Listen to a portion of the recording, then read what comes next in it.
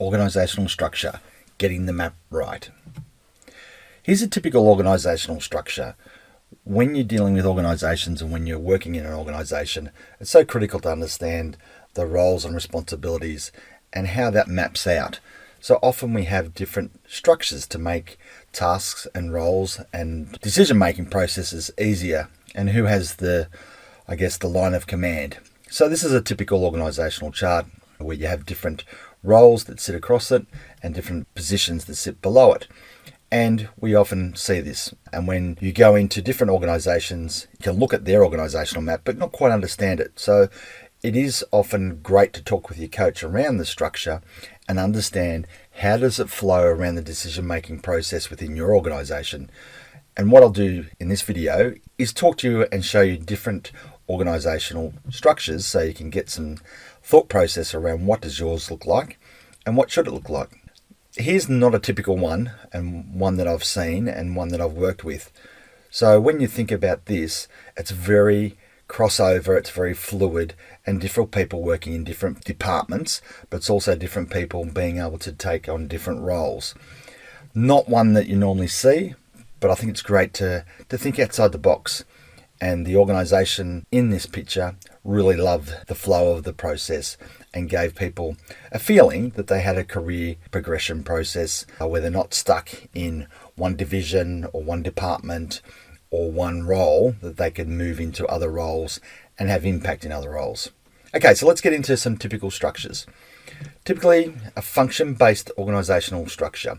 You've got the CEO, potentially the board that may sit above it, marketing, sales, service, so a little bit like the first one that I showed you.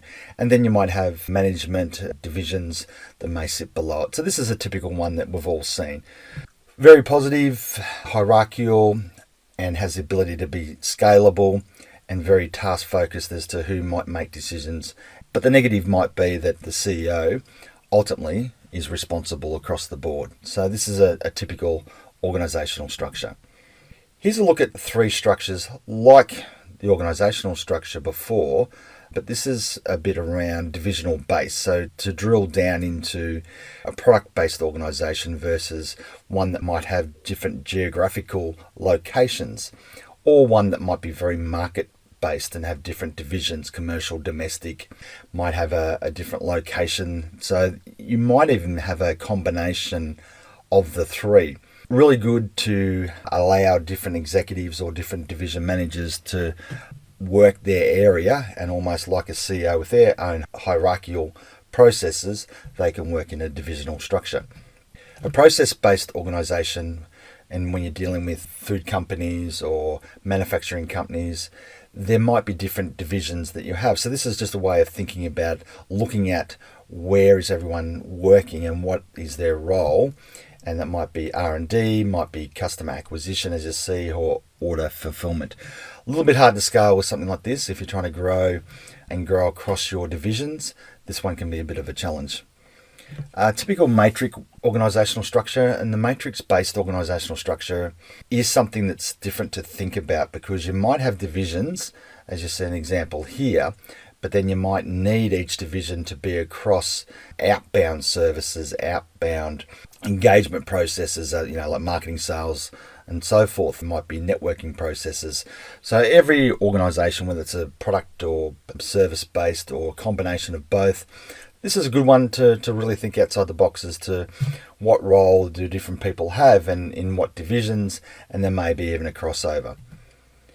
A typical circular-based organisational structure, a bit like the third slide I showed you with all the circles and the crossover. It's probably more of just feeding things back into a collective team. Very good if you've got a group of execs that work really well together, that want to drive different elements. So it's not a bad thought process, and also allows people to work across different sections of your business. So what does your organisational map look like? It can be something simple. It can be something a little bit more complex. I've given you different thoughts here that I want you to go away and work with your coach on, because when you think about your organisational structure, you're really thinking about what needs to be done by who and what tasks and roles do each individual take, and the reporting process and the decision-making process, and ultimately the accountability and KPIs. So I hope this helps. Certainly have a good conversation with your coach around this and draw up your organisational map, or have a look at your current map and think through, is there a different way to look at this and give people a different career path or opening up opportunities for growth and development. All right, thank you. Look forward to talking to you next time. Cheers.